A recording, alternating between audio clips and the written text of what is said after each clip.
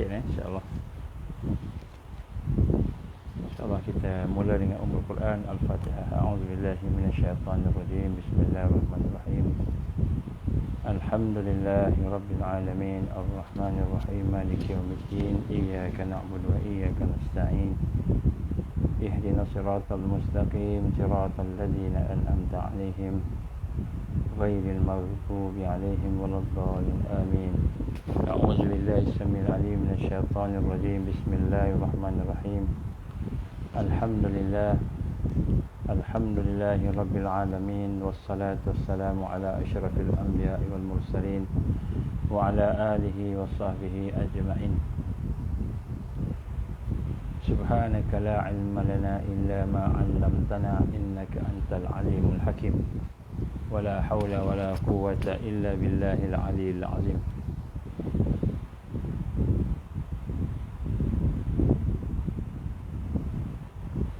Amma ba'd.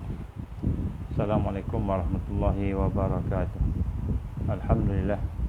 Pertama-tama marilah sama-sama kita bersyukur kepada Allah Subhanahu Wa Taala. Dengan keizinan Allah kita diberikan kesempatan pada hari ini kita dapat bertemu walaupun lewat daripada biasa. Saya minta maaf kerana lewat masuk kerana ada banyak beberapa perkara yang terpaksa diuruskan.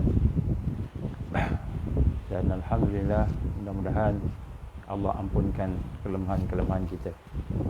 Pertama-tama mari sama-sama pada Jumaat ini kita memperdalamkan, tajdidkan iman kita, memperbaharui iman kita dengan kita membina satu perasaan dalam hati kita bahawa satu perkara yang kita hajatkan ialah untuk kita mendapatkan redha Allah.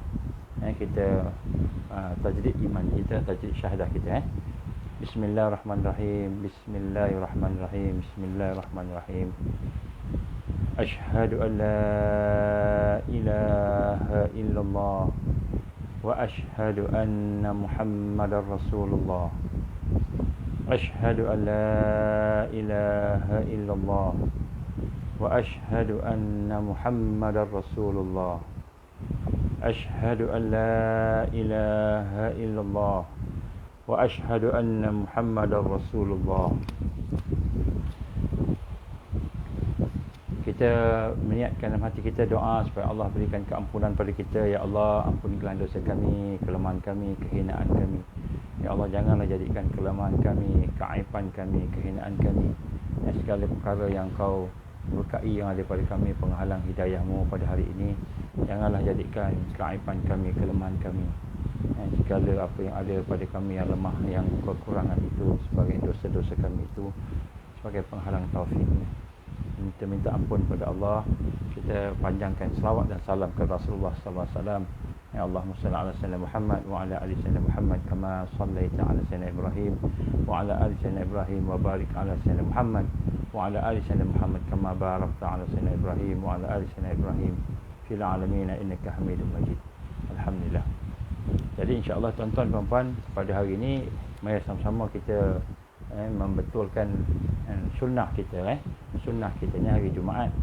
Jadi hari Jumaat ni hari dipanggil penghulu kepada segala hari dalam seminggu, Yaumul Jumaah. Jadi kita ambil peluang, ada berapa jam lagi ni sebelum maghrib, kita ambil peluang sebab inilah Jumaat terakhir sebelum bertemu dengan Ramadan. InsyaAllah minggu depan dah masuk Ramadan. Jadi minggu depan kita akan masuk dalam taman-taman syurga. Taman-taman syurga. Jadi taman-taman syurga ini ialah satu perkara yang penting dalam kehidupan kita untuk kita ambil peluang, ambil manfaat. Jadi sebab itulah kita lihat dalam taman-taman syurga itu dalam bulan Ramadan, dan apakah amalan yang paling penting dalam bulan Ramadan. Dalam bulan Ramadan, apakah amalan yang paling penting? Yang paling penting sebenarnya bukanlah menambah yang sunat-sunat. Walaupun menambah sunat-sunat itu penting, tapi bukan yang paling penting. Yang paling penting dalam bulan Ramadan ialah kita meninggalkan perkara yang tidak bermanfaat dalam hidup kita.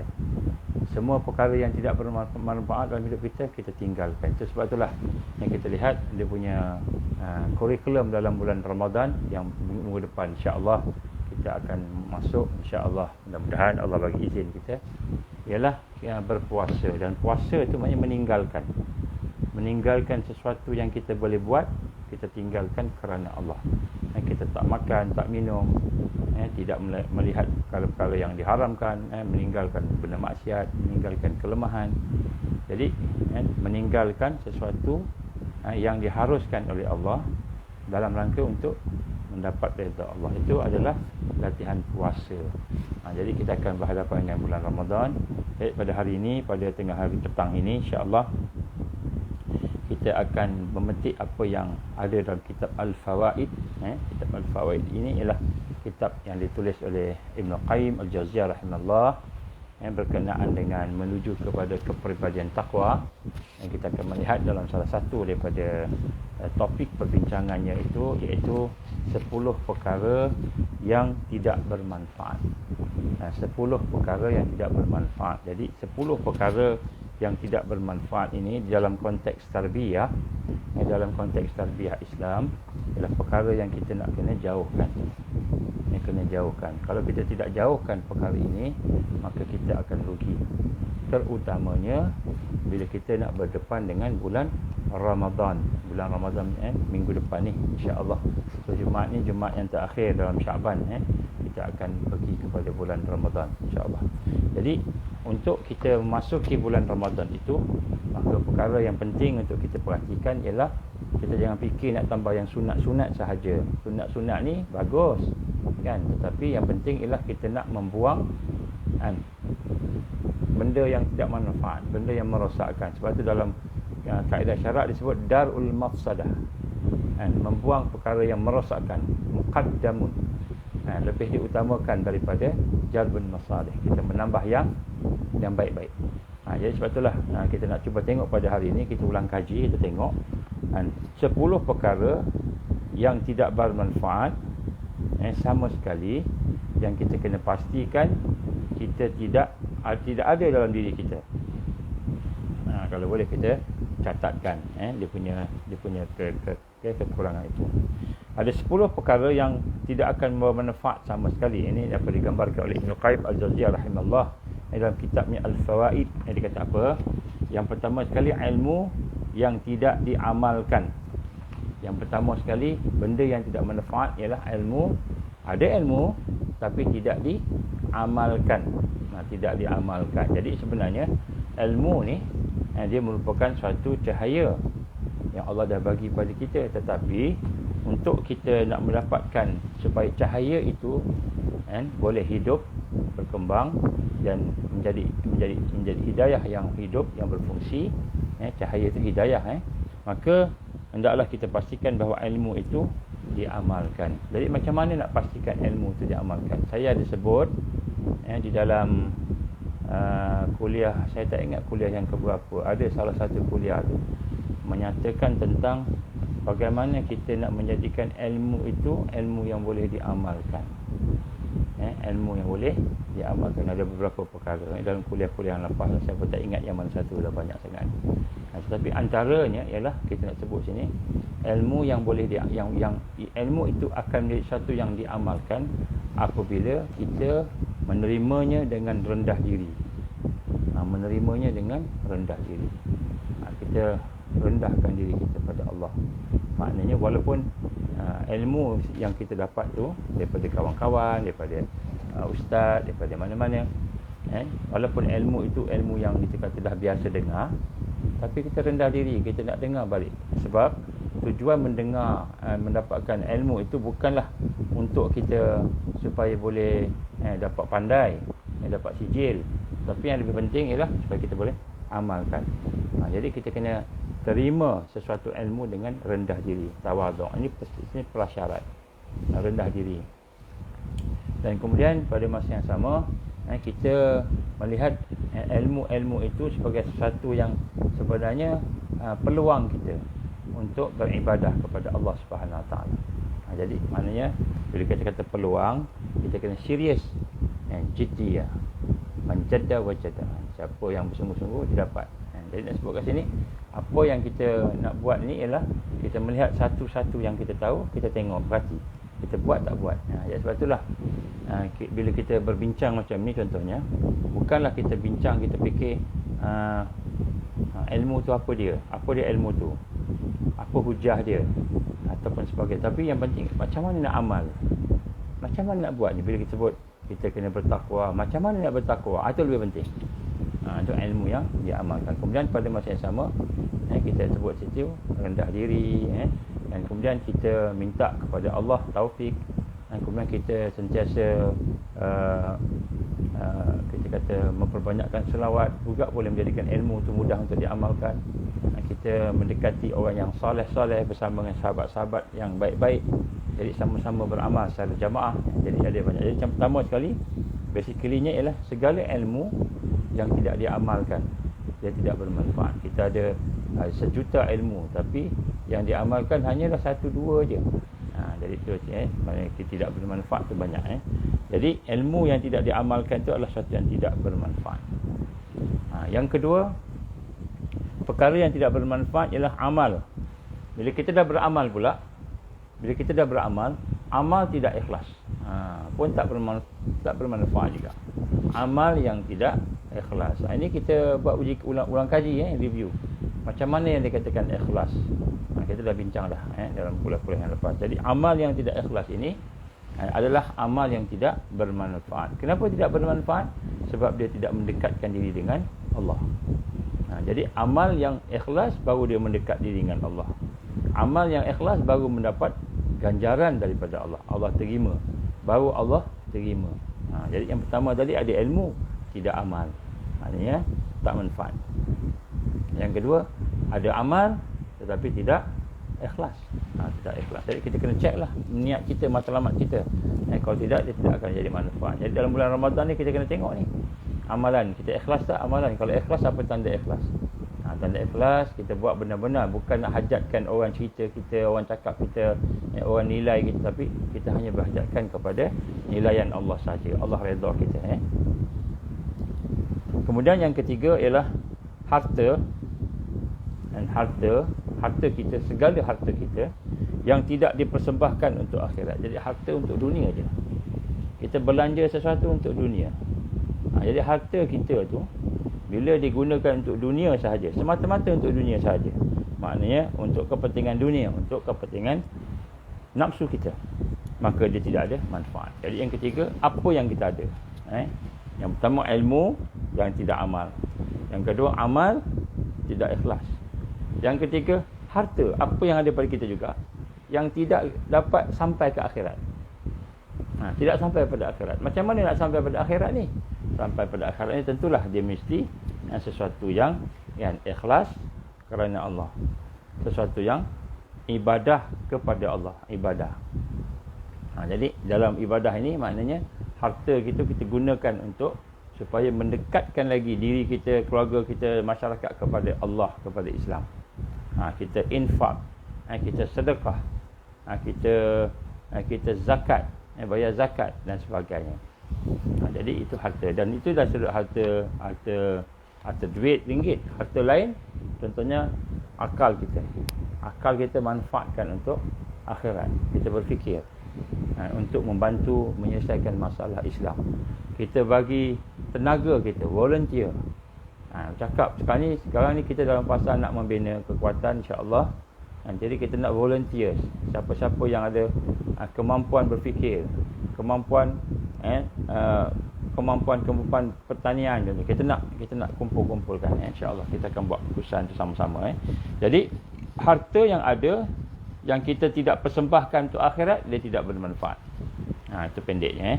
Yang keempat, hati ada tapi tak sayang Allah. Hati ada tapi tidak mencintai Allah, itu pun tidak bermanfaat. Jadi sebab tu hari ni kita nak sayang pada Allah. Nak sayang pada Allah. Macam mana nak sayang Allah? Kita dah bincang beberapa kali kan. Tapi secara ringkasnya, macam mana kita nak sayang Allah kalau kita tak rasa bahawa segala yang ada pada kita ni nikmat daripada Allah, merupakan anugerah daripada Allah. Kita boleh mendengar, kita boleh melihat, kita boleh hidup, sehat, semua. Yang kita makan, yang kita minum, yang kita pakai, keluarga kita, anak-anak kita, semua itu adalah merupakan kan. Nikmat daripada Allah. Bila nikmat maknanya takkanlah kita tak sayang pada Allah. Jadi sebab tu tuan-tuan puan-puan, pada hari ini kalau dalam hati kita tidak ada perasaan sayang pada Allah, maka hati itu belum lagi bermanfaat kepada Allah Subhanahu Wa Taala, kepada diri kita lah, tidak bermanfaat kepada diri kita. Dan sebab tu kita nak kena sebenarnya kan untuk harta ni, hati yang tidak mencintai Allah ni, kita kena cek kecenderungan kita. Cenderung kita dalam lubuk hati kita ni, kat mana cenderung kita? Kita ni suka apa? Minat apa? Dan adakah minat kita tu untuk beribadah pada Allah, mendekati Allah, taqarrub pada Allah? Kalau ada, alhamdulillah.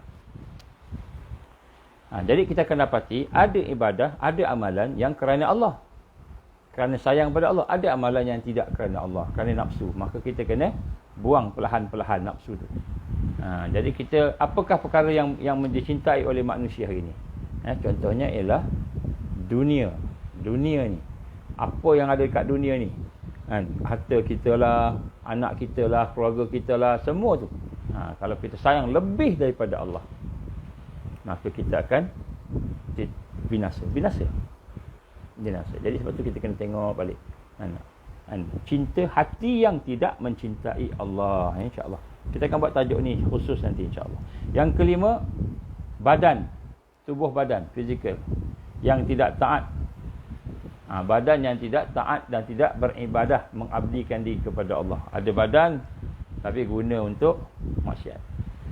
Itu pun tak bermanfaat. Maknanya kalau mata kita gunakan mata untuk maksiat, pada masa itu mata kita tidak bermanfaat pada kita. Dia akan ditanya oleh Allah. Allah akan tanya nanti, mata kamu buat untuk apa? Telinga kamu buat untuk apa? Dia akan ditanya.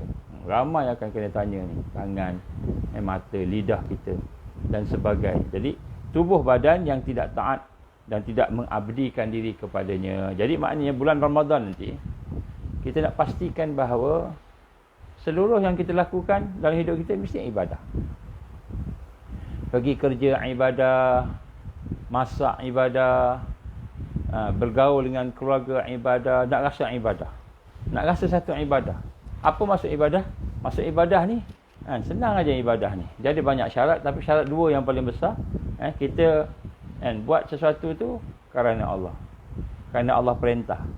Allah perintah kita berbuat baik dengan jiran, berbuat baik dengan keluarga, berbuat baik dengan kawan-kawan. Kita pun berbuat baik. Walaupun kita marah, pening kepala ni bulan puasa ni, pening kepala, tapi kita lawan, kita buat baik. Allah perintah buat baik. Dan akulah yang paling baik sekali dengan ahli keluarga aku, kan. Buat baik. Lawan. Itu kata lawan nafsu. Jadi dalam bulan Ramadan, tangan kita, mata kita, semua, segalanya kita nak benar-benar ubudiyah, beribadah kepada Allah, terputus daripada maksiat. Kemudian yang keenam, kecintaan yang tidak diredai oleh orang yang dicintai. Kita suka kepada sesuatu, tetapi yang Allah tak suka. Kita suka pada benda tu, tapi Allah tak suka. Itu tak manfaat. Maknanya kita suka main game. Allah suka tak agaknya main game? Tanya iman, tepuk iman, tanyalah iman tu. Tepuk dada, tanya iman. Allah suka tak main game? Contoh, mungkin main game boleh memberi satu kebaikan. Jadi kita kata adalah reason dia kebaikan kerana Allah. Mungkin nak dapat sesuatu daripada main game tu, kan, nak dapat strategi ke apa ke yang kita nak study ke, wallahu alam, kan. Jadi okeylah, tak apalah. Tapi kita mencintai sesuatu yang tidak dicintai Allah Subhanahu Wa Taala, maka Allah tak suka benda tu, maka itu pun tak bermanfaat juga. Kita suka dengan sesuatu, contohnya kita suka dengan seorang laki-laki, maka kita pun cuba mendekati dia dengan cara yang tidak syarak. Tidak syarak ni macam mana? Tidak syarak ni maknanya kita tidak ada orang tengah. Kita sama terus je jumpa berdua-duaan je, kan. Itu pun tak boleh juga, kan. Begitu juga kita suka dengan perempuan. Kalau suka dengan perempuan, suka dengan lelaki, cakap je lah, kan. Boleh tak? Saya nak pinang kamu. Hantar je lah mesej. Kalau kita dah kenal dia lah, kan. Ni bagi mereka yang ada hajat-hajat ni kan. Boleh tak saya nak pinang kamu? Hantar mesej. Minta maaf saya dah bertunang. Oh dah bertunang. Tak apalah, putus. Tak payah nak fikir-fikir. Betul hantar ini tidak, kita hantar pula mesej. Sedangkan berkahwin lagi bercerai, ini kan boleh bertunang kan. Nak lawan juga kan. Tak boleh kan, tak boleh. Itu maknanya kita buat sesuatu yang Allah tak suka. Allah tak suka kita mengganggu. Orang dah tunang tak boleh kacau. Tak boleh kacau. Kalau dah bertunang tak boleh kacau kan. Jadi ini contoh. Jadi kita buat sesuatu yang mencintai sesuatu, suka sesuatu yang Allah tak suka. Itu tidak bermanfaat. Jadi kita ceklah dalam hidup kita ni, ada tak benda yang aku suka ni, yang aku suka buat, tapi Allah tak suka. Ada tak? Kalau ada, kena buang. Bulan Ramadan ni kita kena mula ni. Bulan Ramadan ni kita kena tinggalkan terus. Benda yang tidak bermanfaat ini. Dan juga tidak menjalankan perintah Allah. Maksudnya Allah suruh kita tak buat. Allah suruh kita tak buat. Ini pun juga sama dengan kita tidak buat sesuatu yang Allah cinta. Apa benda yang Allah suruh? Segala yang wajib Allah suruh, nombor satu. Allah cinta orang yang buat benda yang wajib. Buatlah perkara yang wajib. Sekali yang sunat, kita buatlah perkara yang sunat. Lepas tu buat yang sunat pula. Mula wajib dulu, itu sunat. Lepas tu yang ketiga, benda yang harus. Yang harus kita buat berpada-pada. Jangan melampaui batas. Jangan melebihi masa kita buat. Untuk ibadah juga. Yang ketiga, makruh. Makruh kita cuba jauhkan. Jauhkan makruh. Makruh ni juga satu yang kita kena jauhkan. Kalau boleh kita jauhkan. Makruh terbagi dua. Makruh yang tanzihan, makruh untuk pembersihan, dan makruh yang tahriman, makruh yang diharamkan, makruh yang mendekati haram. Jadi makruh yang tanzihan ini adalah seperti makan bawang, mulut berbau pergi masjid. Itu makruh yang tanzihan. Dia tidak haram, dia makruh. Apa maksud makruh? Kita buat tak dapat dosa, tapi kita tinggalkan dapat pahala. Itu makruh. Kemudian lepas makruh tahriman, tahriman ni apa? Syubhah. Syubhah tu termasuk makruh tahriman. Syubhah, perkara yang kita tak tahu halal ke haram, itu termasuk makruh tahriman. Itu juga kita tengok sini contohnya, yang kelima ialah haram, benda yang haram. Haram. Yang haram ni kita nak kena benci, bukan tinggalkan. Benci, maknanya memang tak nak dah. Kalau ada benda yang haram, kita kena benci. Kena benci dia, kena tak suka. Siapa yang suka benda haram, maknanya sia-sia. Dalam hati kita tu ada benda yang sia-sia. Apa dia? Kita suka pada benda yang haram. Itu sia-sia. Sebab seseorang yang suka kepada benda yang haram, dia akan cenderung kepada perkara tersebut, dan kemudian dia akan lakukan. Jadi kita kena benci, latih benci. Apa benda yang haram? Kita benci. Ini nombor 6. Baik, nombor 7, perkara yang tidak bermanfaat ialah waktu yang terbuang. Waktu berlalu. Kita pukul 1, pukul 2, pukul 3, pukul 4. Waktu berjalan dan kita tidak gunakan untuk kenal Allah. Kita tak gunakan untuk kenal Allah, dan kita tak gunakan untuk takarrub pada Allah. Itu pun tidak manfaat. Jadi waktu tu sia-sia. Waktu tu sia-sia. Macam mana kita nak jadikan setiap waktu itu adalah setiap waktu itu tidak sia-sia, tidak sia-sia, maknanya bermanfaat. Macam mana? Maka kita isilah waktu itu dengan ibadah.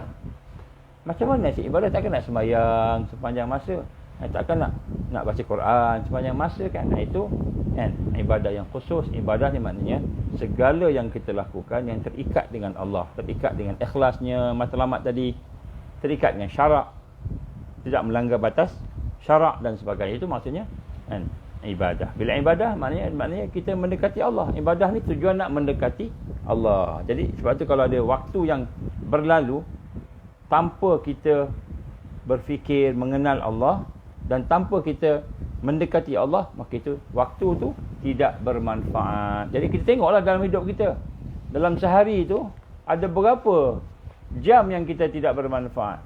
Bayangkan, katakan 24 jam, kita ada 10 jam tak bermanfaat, terputus daripada Allah. Maka maknanya apa? Maknanya rugilah kita. Dan kalau Allah izin mati ketika kita dalam keadaan mensia-siakan waktu tu, kita bimbang pula su'ul khatimah. Jadi kita kena tengok. Jadi yang ketujuh ni, waktu yang terbuang. Apa maksud waktu yang terbuang? Apa maksud waktu yang sia-sia? Apa maksud waktu yang tidak bermanfaat? Iaitu waktu yang mana kita tidak lalui, tidak gunakan untuk kenal Allah dan untuk kita mendekatkan diri dengan Allah, berubudiah pada Allah. Yang ke-8, pemikiran pula, akal kita. Akal kita berfikir. Pemikiran yang berputar-putar, berpusing-pusing, bertumpukan, fokus kepada sesuatu yang tidak bermanfaat. Maksudnya sesuatu yang bersifat duniawi saja, sesuatu yang bersifat maksiat, nafsu.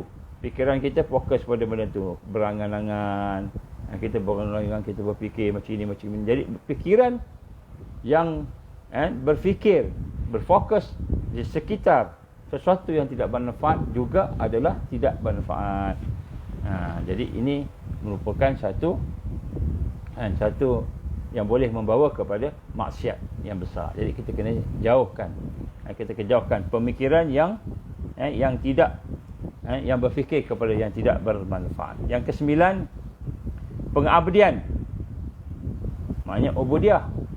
Sembahyang, puasa, zikir. Ni orang dah sembahyang dah ni. Sembahyang, puasa, zikir, baca Quran. Pengabdian yang tidak mendekatkan diri kepadanya. Jadi kita sembahyang tapi kita tak semakin dekat dengan Allah. Sembahyang tapi tak semakin dekat dengan Allah. Sembahyang, berpuasa tapi semakin jauh daripada Allah, hati makin keras. Baca Quran tapi kita tak terasa apa-apa. Jadi pengabdian, ibadah yang tidak mendekatkan diri kepada Allah dan tidak mendatangkan masalah dunia, kemaslahatan dunia. Jadi saya tengok sekejap yang mana 10 yang ke-9 tu ialah pengabdian yang tidak mendekatkan diri kepada Allah. Dan pada masa yang sama juga tidak ada masalah dunia. Tidak ada masalah dunia, tidak ada manfaat kat dunia. Dunia pun tak ada apa, kan? Mendekatkan diri dengan Allah pun tak ada. Maknanya kita sembahyang puasa tak dekat kat Allah. Kemudian dunia pun tak apa-apa. Itu tak manfaat lah. Tak manfaat langsung lah. Macam tu. Macam tu.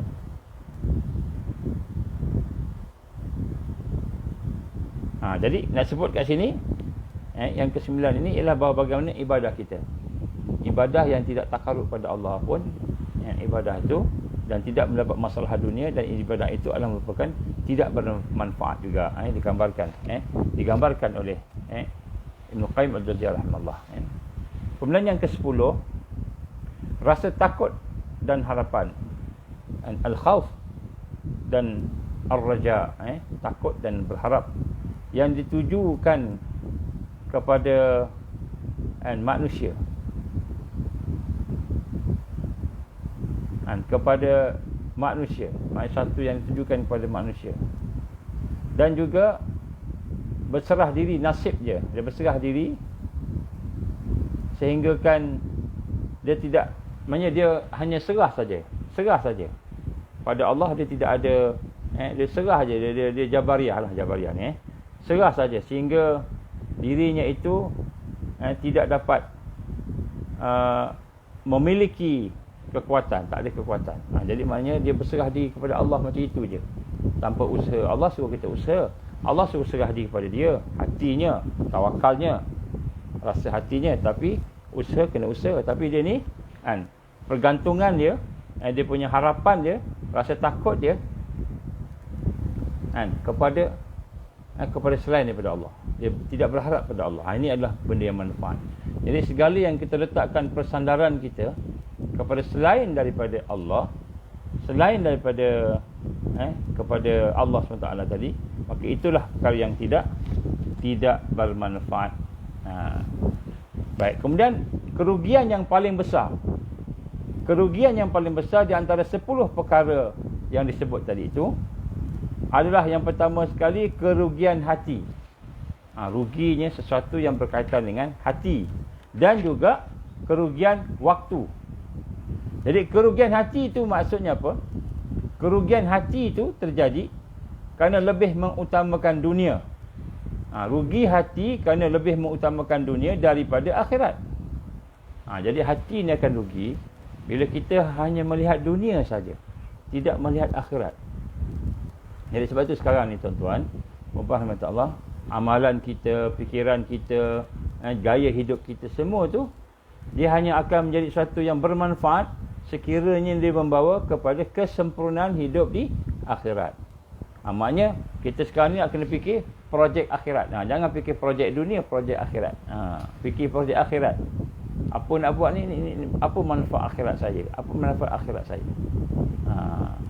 Penting tuan-tuan, ini penting. Kemudian kerugian kepada waktu. Waktu pula terjadi kerana putus harapan. Bila kita terputus dengan Allah. Terputus dengan Allah. Putus dengan Allah Subhanahu Wa Taala, putus harapan kita, maka waktu itu akan menjadi sia-sia bila kita terputus dengan Allah, sama ada harapan kita, terputus pergantungan kita, persandaran kita pada Allah tadi, maka waktu tu sia-sia. Waktu tu sia-sia. Jadi sebab tu tuan-tuan rahmati Allah Subhanahu Wa Taala, kita akan melihat di sini perkara ni akan jadi masa bila yang besar ni tuan-tuan. Ketika Dajjal keluar. Kenapa saya sebut ketika Dajjal keluar, waktu tu akan jadi sia-sia? Kerana digambarkan oleh Rasulullah sallallahu alaihi wasallam, ketika Dajjal keluar, dia akan keluar 40 hari.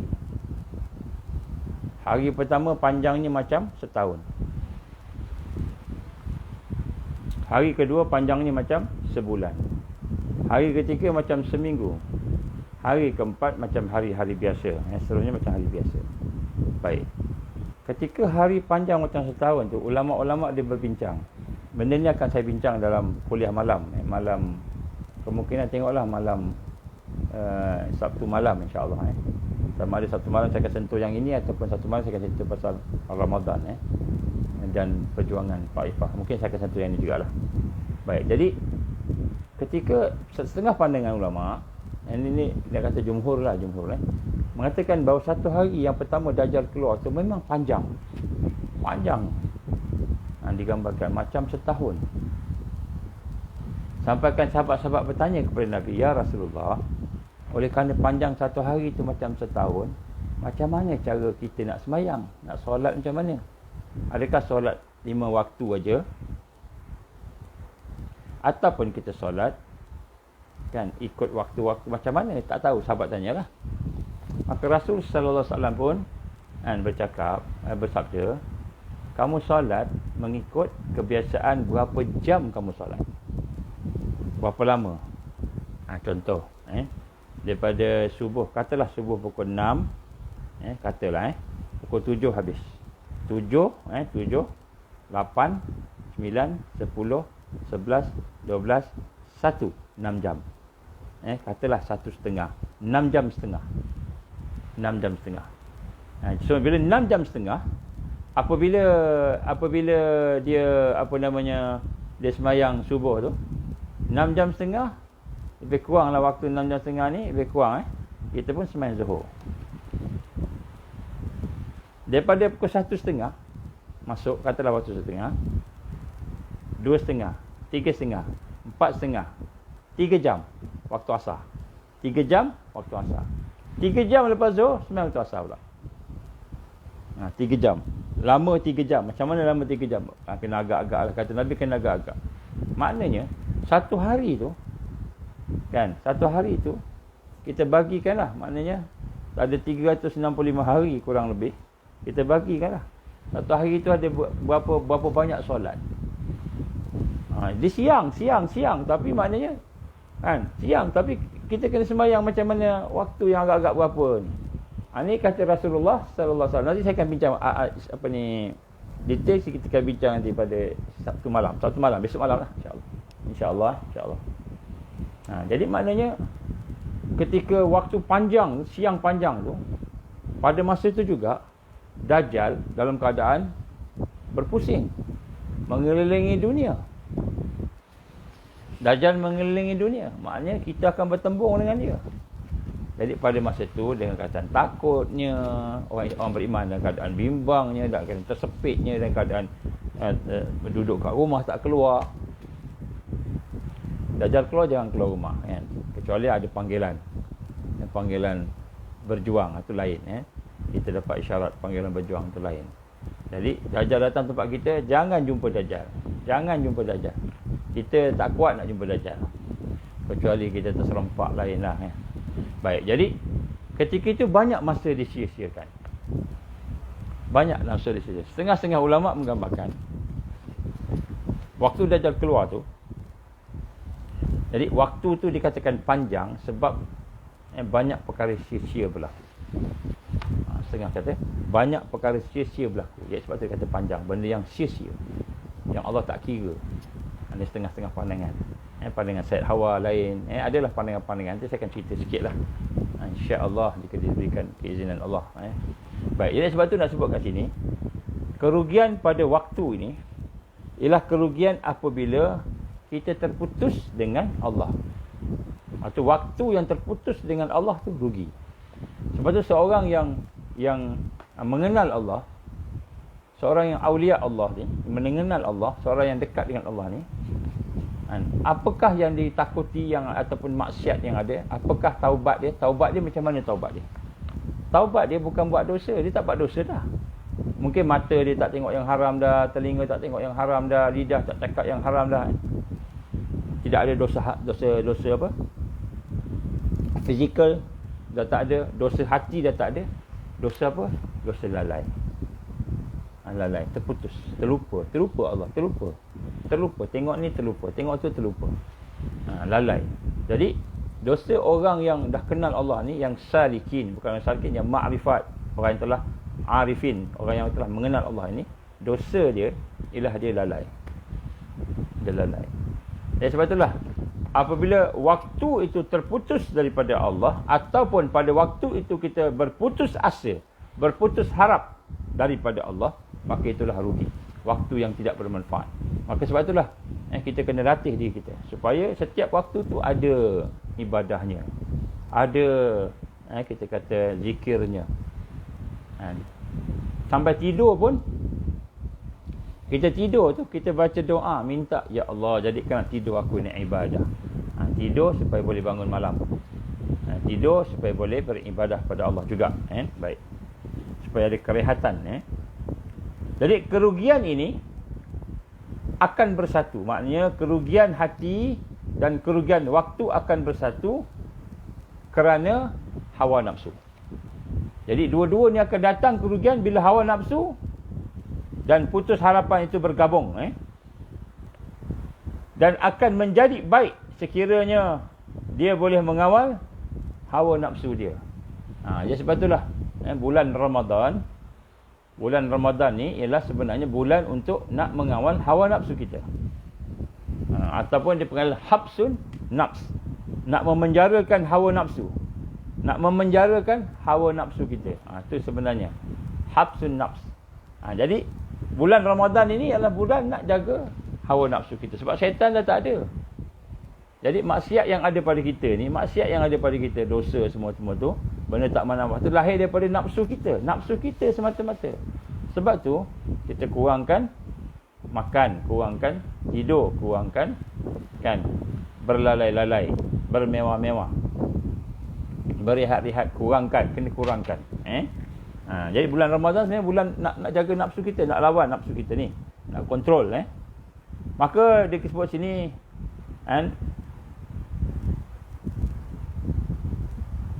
jadi suatu keajaiban akan berlaku. Ini satu kekuatan lah akan berlaku dengan izin Allah. Sekiranya ada orang yang memiliki keinginan, maknanya iradah dia, himmah dia, motivasi dia, yang mengarahkan rasa cinta dan cita-citanya kepada Allah Subhanahu Wa Taala, dan tidak bosan menuju kepada Allah Subhanahu Wa Taala. Jadi disebut kat sini maka kita nak kena ikat diri kita ni sungguh-sungguh betul-betul, sehingga kita ni boleh bukan sahaja bercita-cita, bersegera menuju kepada Allah Subhanahu Wa Taala, tetapi kita ni juga membina kekuatan diri kita ini sehingga kita boleh mengalahkan penyakit syahwat dan syubhat. Penyakit syahwat dan syubhat. menghidupkan hati kita dengan kekuatan iradah himmah yang kuat tadi untuk mengalahkan syahwat dan syubhat. Jadi sebenarnya perjuangan dalam bulan Ramadan ini perjuangan nak mengalahkan syahwat dan syubhat. Jadi semua 10 perkara tidak manfaat yang saya sebut tadi tu kan, sebenarnya nak mengalahkan syahwat dan syubhat. Syahwat dan syubhat nak betulkan balik. Dan dari sinilah kita akan berjaya melaksanakan kehidupan kita dan sentiasa akan bersegera menuju kepada Allah Subhanahu wa taala. Jadi kita akan bersegera menuju kepada Allah Subhanahu wa taala. Jadi sini digambarkan oleh Ibn Qayyim Al-Jauziyah rahimahullah. Maka sebab itu tuan-tuan dan puan rahmati Allah Subhanahu wa taala, kita kena berdoa hari Jumaat ni terutamanya untuk supaya kita jadi Allah berikan kekuatan pada kita pada Ramadan yang akan datang ini, minggu depan ni, supaya menjadi Ramadan yang memberi bekalan kepada kita. Bekalan kepada kita untuk berdepan dengan mihnah, tribulasi, cabaran, ujian, fitnah Al-Masih Dajjal terutamanya. Al-Masih Dajjal terutamanya. Sebab Al-Masih Dajjal nak keluar dah. Bila nak keluar, wallahu a'lam. Tetapi nak keluar. Jadi Ramadan ni kita nak jadikan satu sekolah madrasah, satu pusat latihan untuk kita kalahkan semua syubhat dan syahwat yang ada dalam diri kita. Semua syubhat dan syahwat yang ada dalam diri kita. Jadi bukan kita nak tambah ibadah sunat saja, tapi ibadah sunat yang membina kekuatan untuk mengalahkan syubhat, mengalahkan syahwat. Kita nak kalahkan tu. Bila kita dapat kalahkan syubhat dan syahwat, maka insya-Allah habis kita daripada bulan Ramadan yang akan datang ni, kita akan kembali balik kepada fitrah. Tu Aidul Fitri. Aidul Fitri. Kita akan kembali balik kepada fitrah. Kepada fitrah asal kita. Maka di sinilah kita ingin memulakan pada hari ini. Ni hari Jumaat ni. Wallahu alam bila hari puasa mula bila, mungkin Selasa ke wallahu alam lah. Selasa ke Rabu ke wallahu alam, ataupun Isnin. Bergantunglah pada orang yang tengok anak bulan atau orang tengok kalender kan. Kalau kalender mungkin puasanya hari Selasa kan, mungkin Jadi sebut kat sini maka marilah kita bergegas menuju kepada Allah. Mari kita bergegas menuju kepada Allah untuk masuk ke dalam kampung yang damai, yang aman. Yang damai, yang aman, iaitu kampung hidayah dan taufik Allah Subhanahu wa taala. Maka untuk itu hendaklah kita luruskan keinginan kita. Jadi nak masuk bulan Ramadan ni, kita kena luruskan keinginan kita. Betulkan apa yang kita nak capai dalam bulan Ramadan. Apa yang kita nak capai. Maka berkata Sayyidina Ali radhiyallahu anhu, keinginan kita ini, dia kata, hendaklah kita luruskan. Dan keinginan itu hanya untuk cari redha Allah. Hanya nak cari redha Allah. Kalau nak puasa, nak cari redha Allah. Aku berpuasa kerana Allah. Dan kemudian nak makan pun mencari redha Allah. Jadi makan pun nak cari redha Allah. Macam mana makan cari redha Allah ni? Jangan makan ikut nafsu, makan ikut sunnah. Apa makan ikut sunnah? Berhenti sebelum kenyang. Susah ni. Air aja dah ada berapa color, warna merah, warna hijau, warna biru, air kan. Makanan pula ada mihun, ada kuih lagi, yang ada lemang lagi, macam-macam ada. Nasi tak termasuk lagi kan. Macam mana? Jadi kita kena makan ikut sunnah. Jangan puasa je ikut sunnah, makan ikut sunnah. Sebab apa? Kita kena luruskan keinginan, kita kena betulkan hajat kita ni. Keinginan kita ni apa dia? Kecenderungan kita ni yang kita sebut ni. Sebab sebelum ni kita bincang kan, kenapa seseorang itu masih lagi duduk dalam maksiat? Kenapa kita masih lagi duduk dalam maksiat? Masih lagi susah nak tinggalkan dosa kita. Kenapa? Kerana dalam hati kita masih ada lagi kecenderungan, keinginan untuk buat maksiat, untuk suka pada dunia, untuk suka pada perkara yang Allah tak suka. Jadi kecenderungan ni yang kita nak sasarkan sekarang. Keinginan kita tu.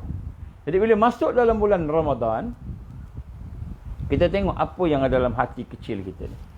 Betul ke nak cari redha Allah? Ataupun puasa sebab malu kalau tak puasa, anak-anak puasa. Puasa sebab dah terlatih. Puasa sebab nak sihat. Bukan puasa sebab nak dapat redha Allah. Bukan. Kalau puasa nak dapat redha Allah, sudah tentulah puasanya sunnah. Makan bukanya juga sunnah. Iftarnya sunnah. Kemudian dia punya sahurnya sunnah. Semua ikut sunnah. Apa iftar ikut sunnah ni? Iftar ikut sunnah, contoh bila masuk waktu jangan kita melambat-lambatkan makan, buka puasa, jangan. Masuk waktu bismillah, baca doanya, kan? Sebelum buka puasa tu, mungkin dalam setengah jam sebelum buka puasa tu kita dah duduk dah sama-sama ramai-ramai anak beranak, kan? Dah siap dah, lebih kurang itulah. Kita duduk sambil kita baca doa pelan-pelan. Bismillahirrahmanirrahim. Alhamdulillahirabbil alamin. Kenapa? Ikut sunnah. Sunnah sebelum buka puasa kita doa. Sunnah Rasul kata doa mustajab sebelum buka puasa dan waktu berbuka puasa. Bila waktu berbuka puasa kita baca doa. Jangan makan terus. Bismillahirrahmanirrahim. Alhamdulillahirabbil alamin ke apa ke, kan? Allahumma lakas sumna ke. Bacalah apa pun. Kemudian lepas tu baca bismillah, makan. Makan pula, kan? Sunnahnya, kan, makan yang manis-manis dulu, kurma contohnya. Makan sunnahnya makan yang tak masak lagi, kurma, kan, buah-buahan contohnya. Lepas tu baru makan yang lain. Kemudian bila makan tu dah baca makan bismillah, berhenti sebelum kenyang. Berhenti sebelum kenyang, itu baru sunnah. Bukan berhenti bila tak boleh masuk lah, kan? Berhenti masuk tu tak sunnah, kan? Sunnah. Jadi kita kena tengok lah. Agak-agak nak kenyang sikit tu berhenti je. Kita solat dulu. Solat dulu. Lepas solat nak sambung makan sikit, tak apalah, tu pulang lah. Mungkin bila kita dah semayang, dah rokok, dah apa tu, mungkin makanannya dah ke bawah, kan? Boleh makan lagi, kan? Mungkin lapar pula contohnya. Lepas tu pergi tarawih dan sebagainya lah. Jadi maknanya kita yang pertama sekali kena luruskan keinginan kita. Kena luruskan apa yang kita nak capai, apa yang kita nak. Maka luruskan tujuan kita masuk bulan Ramadan ini. Nombor satu, mencari keredaan Allah. Dan bersiap untuk bertemu dengan dia. Jadi bukan cari reda Allah je. Tapi kita bersiap-siap untuk bertemu dengan Allah. Jadi maknanya bila kita nak masuk Ramadan ni, jangan kita kata ini Ramadan terakhir. Tapi kita Ramadan enjoy macam, kan? Enjoy sakan masa makan buka puasa tu, kan? Enjoy berlebih-lebih. Sembahyang tarawih pun tak larat, kan? Jadi maknanya masuk bulan Ramadan ini, niat dia, keinginan kita, hajat kita, kecenderungan kita tu untuk mendapat redha Allah. Kemudian bersiap. Maknanya seolah-olah Ramadan ni bersiap nak jumpa Allah. Bersiap nak jumpa Allah. Maknanya seolah-olahnya Ramadan ni habis kita lah, kan? Jadi apabila kita ada keinginan yang macam gitu, barulah kita boleh tinggalkan 10 perkara tadi yang tak bermanfaat tadi. Baru kita boleh tinggalkan perkara yang tidak bermanfaat dalam hidup kita. Bila keinginan kita betul. Dan bila kita perasaan kita betul, nak jumpa Allah, nak siap jumpa Allah. Bukan kita masuk bulan Ramadan, seronok aja boleh sembahyang tarawih, seronok boleh puasa, seronok boleh tadarus Quran. Memang seronok. Setengah orang seronok lah, setengah orang tak seronok. Tapi seronok, kan?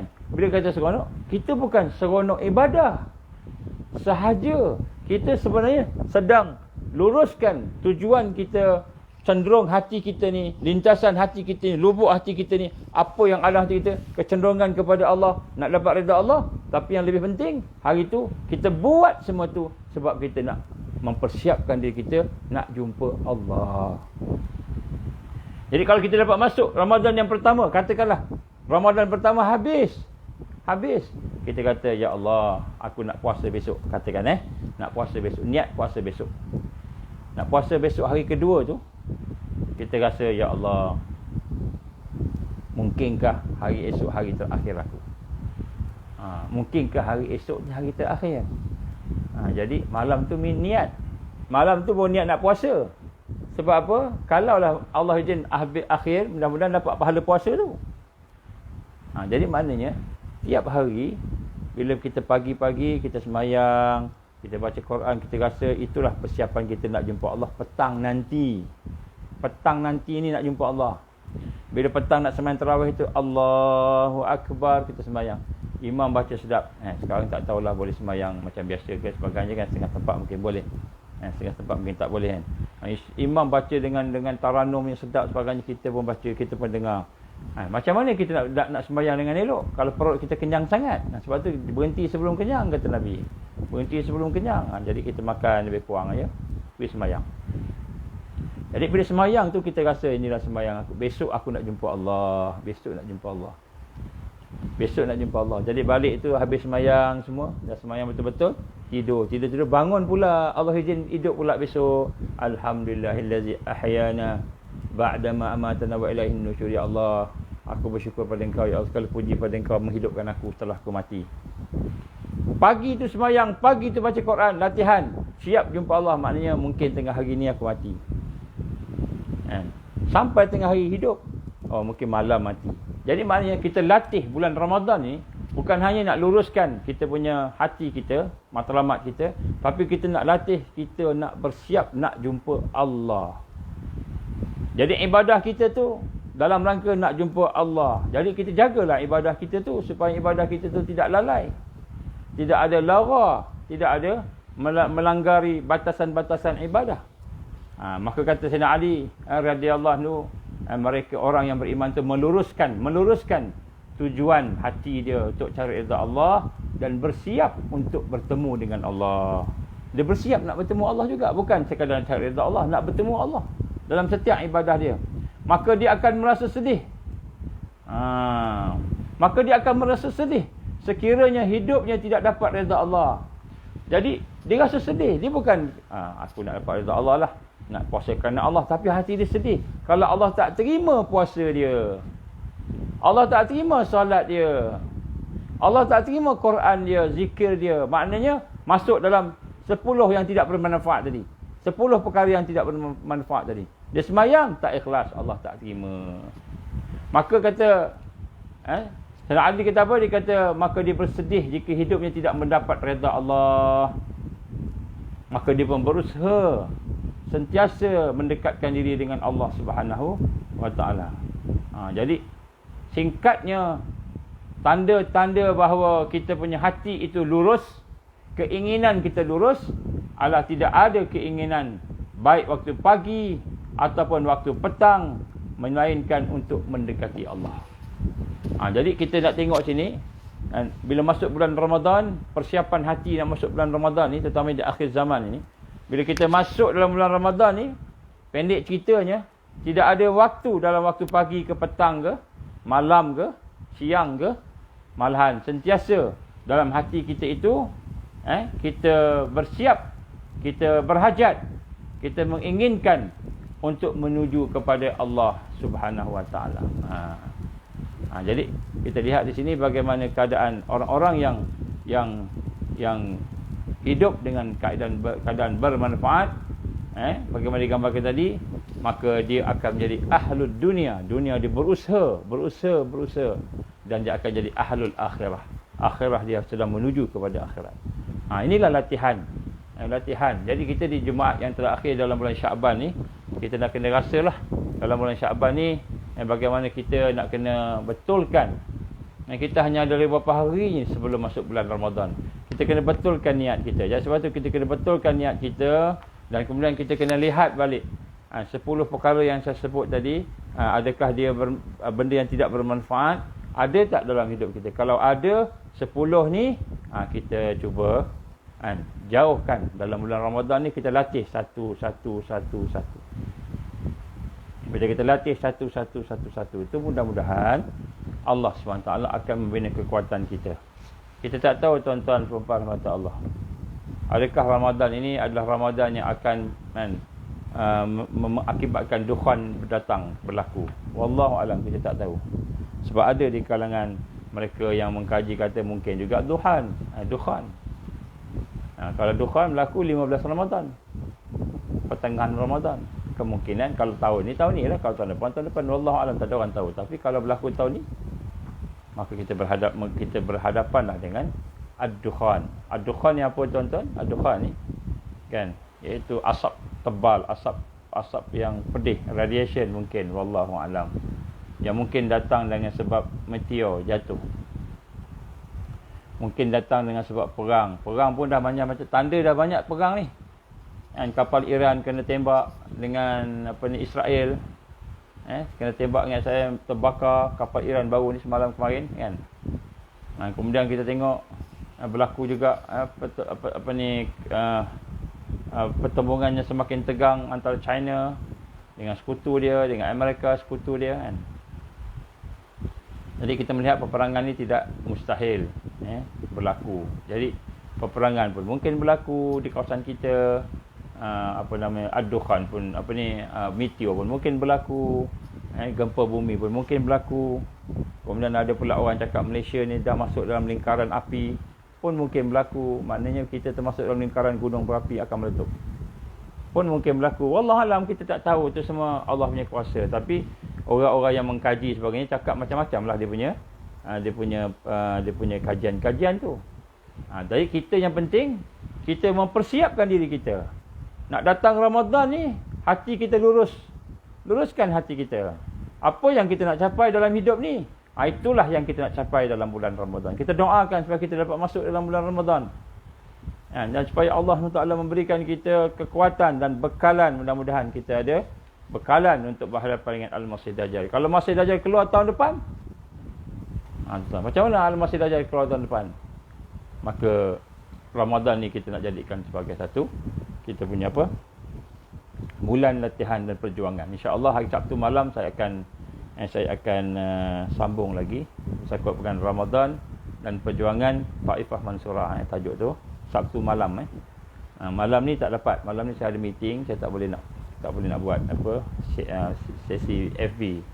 Jadi saya minta tuan-tuan yang ada ke lapangan tu cuba tengoklah kuliah-kuliah yang lepas, yang lepas. Dan kemudian besok tengah hari ada webinar. Tapi itu anjuran TV Sufi lah. Jadi saya diminta jemput salah seorangnya. Jadi insya-Allah mudah-mudahan kalau ada ke lapangan dia boleh join lah, insya-Allah. Untuk mereka yang ada dalam sisi, insya-Allah kita akan buat benda yang lebih kurang sama, saya akan buat juga untuk dalam sisi nantilah, insya-Allah. Jadi itulah insya-Allah tuan-tuan berhormat Allah, sedikit sebanyak apa yang saya mampu untuk sama-sama kita sampaikan pada hari ini. Apa yang baik ambillah sebagai satu panduan. Saya minta tuan-tuan ada yang tulis sini takut, jangan takut, jangan takut. Nombor satu, kenapa kita takut? Kita takut sebab kita bimbang bencana kepada kita. Bencana pada kita kan? Benda-benda yang tak elok kan? Jadi apakah bencana pada seorang mukmin? Apakah bencana bagi seorang Islam? Bencana pada seorang mukmin, ancaman pada seorang mukmin ialah apabila dia tidak ditolong oleh Allah. Allah tak tolong dia, dia akan menghadapi bahaya. Bila Allah biarkan dia, Allah tak tolong dia. Ya, sebab itulah ancaman pertama yang kita kena takut bukan dukhan, bukan perang. Ancaman pertama yang kita takut bukan Dajjal. Ancaman pertama kita takut diri kita sendiri. Kita walaupun beriman, walaupun Islam, tak boleh nak mendekati Allah. Tak percaya pada Allah, tak beriman dengan Allah, ataupun beriman kita masa kita tak yakin. Baik. Yang kedua, segala qada dan qadar adalah daripada Allah. Semua. Kita bercakap ni pun daripada Allah. Kita boleh dengar ni pun Allah yang dah qada dan qadarkan. Tidak ada satu pun melainkan semua dengan ketetapan Allah.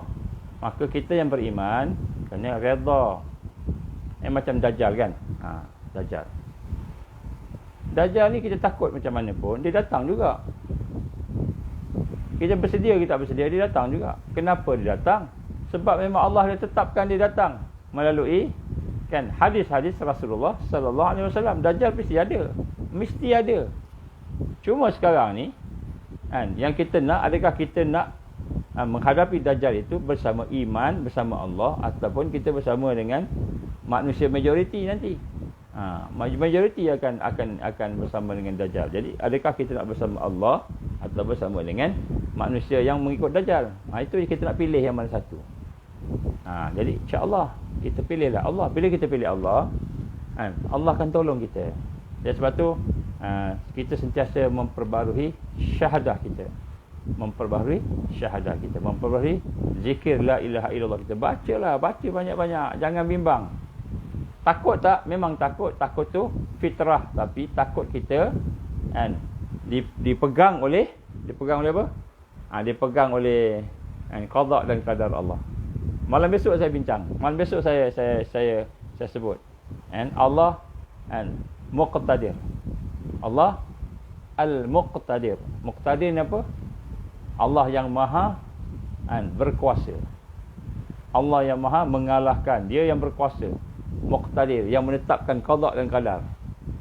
Jadi qada dan qadar Allah itu pagar kepada iman kita, akidah kita. Jadi oleh kerana Allah yang maha berkuasa, maka kita tak risau sebab kita letakkan sandaran kita pada Allah. Satu ketika Ibn Qayyim al-Jawziyah rahimahullah, ataupun Ibn Taymiyah, ada dua lah. Ni saya baca kitab dia orang, tengok kan. Dia kata apa? Dia kata satu hari aku bertemu dengan beberapa orang anak muda kan. Kemudian dia kata, apakah perkara yang paling kamu suka sekali? Kamu suka sekali paling apa perkara yang paling berkesan, yang memberi kesan dalam hidup kamu? Macam petang ni saya tanya, tuan-tuan, puan-puan, apakah perkara yang paling memberi kesan dalam hidup kita? Memberi kesan dalam hidup kita kan, yang kita tahu yang sekarang ni kan. Jadi ada orang kata, ada anak-anak kata, saya yang memberi kesan saya ialah mak ayah saya. Ada kata yang memberi kesan saya ialah pekerjaan saya. Saya dapat kerja, interview dapat kerja. Ada yang macam-macam lah. Sampai ada seorang budak ni umur 18 tahun, dia kata apa? Perkara yang paling terkesan dalam hidup saya bila saya tahu apa? Bila saya tahu bahawa yang menguasai semua ni ialah Tuhan, dan Tuhan itulah Allah. Yang menguasai semua ni kan, semua yang alam sekitar ni, alam semesta ni, yang menguasai ialah Allah. Bila saya tahu Allah yang jaga, Allah yang punya qada dan qadar, maka saya rasa tenanglah, rasa puas, rasa selamat. Terkesan dengan saya bila Allah yang, kalaulah bayangkan kan, dunia ni dipegang oleh raja, dipegang oleh sultan, dipegang oleh menteri, perdana menteri, dipegang oleh dajjal, dipegang oleh manusia kan, tentu habis kita. Jadi tapi semua ni dipegang oleh Allah. Jadi bila dipegang oleh Allah, Allah yang menguasai segalanya. Allah ni kan maha pengasih, maha penyayang, maha pemurah. Dia bagi susah, dia bagi baik. Kalau kita tengok kan, dia bagi kita susah, cuba kita kira mana yang baik yang dibagi kita. Lebih banyak yang baik ke lebih banyak yang susah? Susah ni sikit je. Sikit je susah. Kalau sakit badan kan, yang mana sakit? Gigi. Sakit gigi. Gigi sakit tak? Sakit gigi. Tapi anggota lain sakit? Tak. Anggota lain tak, gigi je sakit. Kan? Sakit. Memang sakit. Tapi sakit satu anggota. Bayangkan kalau semua anggota sakit. Kan? Allah SWT bagi kita sakit satu. Dua. Yang lain-lain lagi. Sebab tu kita tengok di hidup kita dunia ni, yang menakutkan banyak tak menakutkan? Banyak menakutkan. Banyak mengancam. Tapi yang membina kekuatan kita tu lebih banyak. Jadi sebenarnya Allah ni sayang kat kita. Jadi kalau kita ada rasa tu, rasa macam takut sebagainya, kita sandarkan, kita pegang Allah sebagai penguasa, Al-Malik, Al-Muqtadir. Kalau nak doa ni, baca doa Al-Muqtadir, nama Allah ni. Contohnya kan, Ya Allah, Ya Rahman, Ya Rahim, Ya Malik, Ya Qudus, Ya Hayyu, Ya Qayyum, Birahmatika nastaghis, Birahmatika astaghis. Kan, kita baca, Ya Allah, ampunkan dosaku. Ya Allah, selamatkan aku daripada dajjal, selamatkan aku daripada penyakit, contohnya. Minta ke Allah sungguh-sungguh ni. Lepas tu yang lepas habis tu, Ya Arhamar Rahimin. Sebut nama dia, Ya Arhamar Rahimin. Ya Muqtadir, yang mengtakdirkan sesuatu. Yang mengtakdirkan sesuatu kita minta. Ni nama Allah yang maha hebat ni, Ya Muqtadir. Kemudian Ya Karim. Ya Karim ni apa? Nama Allah juga, yang maha mulia. Kenapa? Karim ni, Al-Karim ni, yang maha mulia ni kan, yang maha mulia ni bukan saja dia maha mulia. Maksud Al-Karim ni, dia maha cepat memperkenankan doa. Sebutlah nama dia. Penuh hati, sepenuh rendah diri minta kat dia. Ya Allah, bagilah kekuatan pada aku, Ya Allah kan. Ya Rahman, Ya Rahim, Ya Hayyu, Ya Qayyum birahmatika astaghis. Kemudian baca doa kita, lepas tu kata ya Allah ya Arhamar Rahimin, ya Muqtadir. Sebut ya Muqtadir. Power ni, ya Muqtadir ni. Nanti saya akan sebenarnya tajuk yang Muqtadir saya nak buat petang ni, tapi Allah izin kan. Tajuk yang saya sampaikan ni lah yang insya-Allah kan. Jadi ya Muqtadir maknanya ya Allah yang maha berkuasa, yang sangat-sangat berkuasa, yang maha sangat berkuasa. So yang paling hebat sekali lah. Ya Muqtadir, bukan saja dia berkuasa, dia juga yang menetapkan takdir, qada dan qadar. Ya Muqtadir. Kemudian ya Allah, mari kita minta tu. Kita tahu kita sakit kan? Kita minta ya Arhamar Rahimin, ya Syafi, ya apa semua. Kemudian ya Muqtadir, ya Karim. Ya Karim. Ya Karim ni, ya Allah yang maha mulia, Engkau lah yang maha, yang mempercepatkan mustajab doa. Allah bagi on the spot. Kalau kita bersih hati kita, penuh hati kan, kita minta ke Allah, Allah izin kita sebut nama dia, Allah izin kita sebut nama dia, Allah bagi on the spot. Tapi minta yang baik-baik lah, jangan minta yang tak baik. Minta yang tak baik nak pisah-pisahkan orang ke, jangan. Hak tu kena patah balik ke kita nanti. Jadi bila kita rasa takut, kita bacalah doa yang sebut nama Allah yang maha kuat tu kan. Ya Qawi, ya Qahar, ya Allah, aku dengar Dajjal nak datang, ya Allah, aku dengar Dajjal nak datang, ya Allah, ya Allah, ya Jabbar, yang maha mengalahkan Dajjal, kau kalahkanlah dia, ya Allah, ya Allah, kau bantulah kami kalahkan dia. Kita minta lah ke Allah, ya Jabbar, ya Qahar. Ya Qahar ni apa? Ya Qahar ni yang maha perkasa. Minta sebut nama dia, yang maha perkasa, ya Allah. Jadi kita rasalah kita ni bergantung pada dia, bersandar pada dia kan. Ini maknanya mentauhidkan Allah. Jadi bila kita mentauhid, hati kita tenang. Tiba-tiba Dajjal datang, Dajjal seksa kita, bunuh kita. Kita reda sebab Allah izin. Maka kenapa Dajjal seksa kita, bunuh kita? Mungkin kita ada dosa yang banyak, kemudian kita nak dijaikkan Allah sampai ke Jannatul Firdaus. Siapa yang mati dalam keadaan kan berpegang Dajjal, Allah izin dia diuji dengan Dajjal, dia tetap pegang ya Allah, ya Allah, ahadun la ilaha illallah, la ilaha illallah. Dia tetap Allah bagi syurga paling tinggi. Mati sekejap aja tuan-tuan dan puan. Mati ni sakit ni. Sakit ni tak lama, sekejap aja. Sakit mati ni, insya-Allah. Tapi memang sakit lah. Memang sakit, tapi insya-Allah taklah sampai kan setahun, 2 tahun tak. Sebulan, 2 bulan tak. Sakit. Kecuali orang yang Allah nak azabkan dia ataupun Allah tetapkan nak hapuskan dosa dia panjang sikit, sakaratul maut itu. Tapi kalau orang baik-baik soleh dan minta ampun ke Allah, Allah dah ampunkan dosa dia, dah tak ada dosa kan, maka dia cepat mati, insya-Allah. Cepat mati. Maknanya Allah, contoh Asia kan. Ni dah lebih masa ni. Asia kan contoh kan. Sikit lagi. Asia siapa? Isteri Firaun. Dia beriman pada Allah Subhanahu Wa Taala, Tuhan Nabi Musa. Kemudian Firaun seksa dia. Digambarkan dalam hadis ni, hadis sahih. Ketika dah seksa apa sebagainya, Firaun sepak dia apa semua kan. Dia senyum. Firaun pukul dia senyum. Maka Firaun kata, dah gila ke engkau ni? Aku pukul engkau apa engkau senyum? Kenapa kata Nabi? Dia senyum sebab Allah dah buka dah kan syurga. Allah nampakkan syurga kat dia. Kat mana dia nak pergi, dia senyum dengan syurga tu. Firaun dah ambil batu, marah sangat ke Asia ni. Dia ambil batu, dia nak hempuk. Dia nak empuk kepala Asia ni. Kan, marah sangat sebab dia duk tampar apa-apa semua, dah terikat dah semua tu. Dia duk senyum. Sebab Allah dah buka dah. Dah nampak dah syurga. Bila dia hantam, maknanya batu tu dia hempuk kat kepala. Kata Nabi, sebelum sempat batu tu kena kepala dia, Allah dah tarik dah nyawa dia. Maknanya dia tak rasa kena empuk kepala dia, tak rasa. Allah tarik nyawa dia masuk dalam syurga. Nabi sebut. Jadi orang beriman yang Allah suka, yang Allah sayang, yang dekat dengan Allah, mungkin masa kisah sakaratul maut tu, katalah berdepangan Dajjal, katalah berdepangan Dukhan. Sebelum Dukhan datang, dia mati dulu. Tak sempat merasai azab Dukhan ataupun azab Dajjal. Wallahu a'lam, kalau Allah nak tolong kan. Tapi kita kena dekat Allah lah. Sayang kat Allah, Allah pun sayang kita. Sayang special punya sayang, bukan sayang biasa-biasa.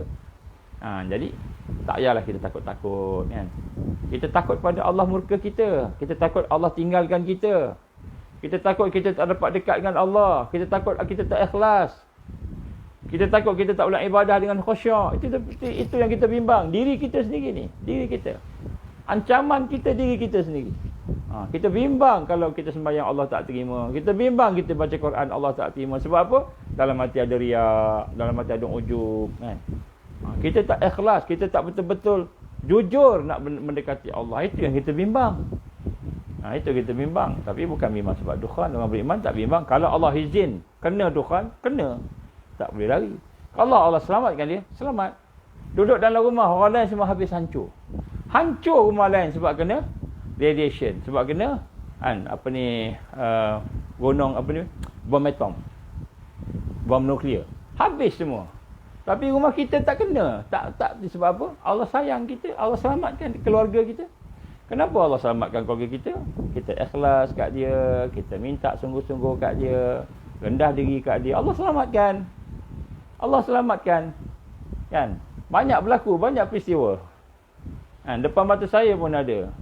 Contohnya macam peristiwa tsunami tu kan. Tsunami 2004. 2004. Hujung 2004 kan. Masjid selamat. Masjid tak runtuh. Lain semua runtuh. Banglo besar-besar runtuh. Sekolah. Stadium runtuh. Tapi masjid tak runtuh. Surau. Ada satu surau tu. Papan aja. Tak runtuh. Lain keliling. Semua padang jarak, padang tukar. Dia sebiji dia. Surau. Ada satu pokok ni macam pokok. Saya tak pasti pokok apa. Tapi pokok ni macam pokok betik. Pokok betik Bukan pokok besar-besar ni. Pokok betik. Allah selamatkan pokok betik tu. Pokok betik ni kita tolak pun jatuh kan. Kita tolak kuat ke pun jatuh. Dia tak kuat. Pokok betik tak kuat. Pokok betik tu lembut kan. Batang dia tu. Pokok lain semua habis. Rumah hancur. Dia sebatang dia. Sebatang dia pokok betik tu. Ni dekat Aceh. Sebatang dia. Tak patah. Tak runtuh. Tak apa. Rupa-rupanya apa? Dekat atas pokok tu. Ada satu sangka burung. Ada anak burung dalam tu. Selamat anak burung tu. Burung tu selamat. Atas tu. Nampak? Allah kalau nak selamatkan. Allah selamatkan. Jadi kita hanya bimbang. Kalau kita jauh daripada Allah. Bila Allah tak tolong kita. Itu kita bimbang. Bila kita buat maksiat, Allah jauh daripada kita. Allah benci kita. Allah murka kita. Itulah yang kita bimbang. Tapi Dajjal tak payah bimbang. Bukan tak payah bimbang, tak payah prepare. Kena prepare. Tapi nak sebut sini, ketakutan kita, harapan kita, pergantungan kita, keyakinan kita, perlindungan kita, sandaran kita, semua kita letak pada Allah. Bila kita letak pada Allah, insya-Allah. Jadi Ramadan ini kita nak luruskan ni. Nak luruskan hajat kita, keinginan kita, matlamat kita ni. Kita betul-betul nak cari redha Allah. Dan kita latih. Tiap hari kita latih. Kita nak bersiap-siap. Bukan saja nak cari redha Allah. Tapi nak bersiap untuk menghadap Allah. Bersiap untuk menghadap Allah. Jadi bila kita nak cari redha Allah dan bersiap untuk menghadap Allah, insya-Allah. Pada masa tu Allah akan berikan kekuatan, kehebatan, mungkin karamah. Wallahu a'lam. Ya Allah yang Maha sayang kat kita kan. Insya-Allah. Aku liqali hadza astaghfirullahalazim li wa lakum. Insya-Allah mudah-mudahan Allah ampunkan dosa kita. Mudah-mudahan Allah berikan kekuatan pada kita untuk kita sama-sama istiqamah, dan doalah supaya mudah-mudahan Allah rezekikan kita untuk masuk dalam bulan Ramadan. Ada beberapa hari lagi ni insya-Allah, dan mudah-mudahan jadikanlah bulan Ramadan itu bulan untuk kita bersiap berjumpa Allah. Bersiap berjumpa Allah. Bukan hanya nak cari redha Allah. Memang kita nak cari redha Allah, tapi kita tak bersiap nak jumpa Allah. Jadi insya-Allah bulan Ramadan ni tarbiyah kita nak menuju ke arah situ. Bersiap. Bukanlah maknanya kita nak bunuh diri, bukan kan. Tapi kita nak bersiap. Maknanya kita nak mental kita, hati kita nak bersiap berjumpa Allah. Jadi jadilah seluruh dalam ibadah dalam bulan Ramadan tu sebagai madrasah untuk kita membina kekuatan kita. Membina kekuatan iman kita, ibadah kita, akhlak kita, bertaubat kepada Allah, meninggalkan perkara yang Allah larang yang tidak bermanfaat, insya-Allah. Aku liqali hadza astaghfirullahalazim astaghfirullahalazim astaghfirullahalazim allazi la ilaha illa huwal hayyul qayyum wa atubu ilaih. A'udzubillahi minasy syaithanir rajim. Bismillahirrahmanirrahim. Alhamdulillahi Rabbil Alamin. Wassalatu wassalamu ala asyrafil anbiya'i wal mursalin wa ala alihi wa sahbihi ajma'in. Allahumma innaka ta'lam anna hadhil qulub qad istamat ala mahabbatik wa altaqat ala ta'atik wa tawahadat ala da'watik wa ta'ahadat ala nusrati syariatik. Fasik Allahumma رابطتها وادمتها واهدها سبلها واملأها بنورك الذي لا يخبو واشرح صدورها بفيض الإيمان بك وجميل التوكل عليك وأهيها بمعرفتك وأمتها نشاتك في سبيلك يا الله إنك نعم المولى ونعم النصير. اللهم انصر الإسلام والمسلمين والمستضعفين والمجاهدين في كل مكان في كل زمن. اللهم انصرنا على تارك الدعوة وتارك التربية وترك الجهاد في سبيل الله. لا إله إلا أنت سبحانك إنا كنا من الظالمين. ربنا أتمم لنا نورنا واغفر لنا إنك على كل شيء قدير. ربنا آتنا في الدنيا حسنة وفي الآخرة حسنة وقنا عذاب النار. وصلى الله على سيدنا محمد وعلى آله وصحبه وبارك وسلم. سبحان ربك رب العزة عما يصفون والسلام على المرسلين والحمد لله رب العالمين. سبحانك اللهم وبحمدك أشهد أن لا إله إلا أنت أستغفرك وأتوب إليك. بسم الله الرحمن الرحيم. والعصر إن الإنسان لفي خسر إلا الذين آمنوا وعملوا الصالحات وتواصوا بالحق وتواصوا بالصبر. InsyaAllah tuan-tuan sampaikan panjangkan kepada yang lain. Tak maaf saya terpaksa delay tadi, lewatkan sikit. Mudah-mudahan Allah ampunkan dosa kita semua. Wabillahi taufiq wal hidayah. Assalamualaikum warahmatullahi wabarakatuh. Esok malam insya-Allah ada Sabtu malam dalam Zoom insya-Allah. Assalamualaikum.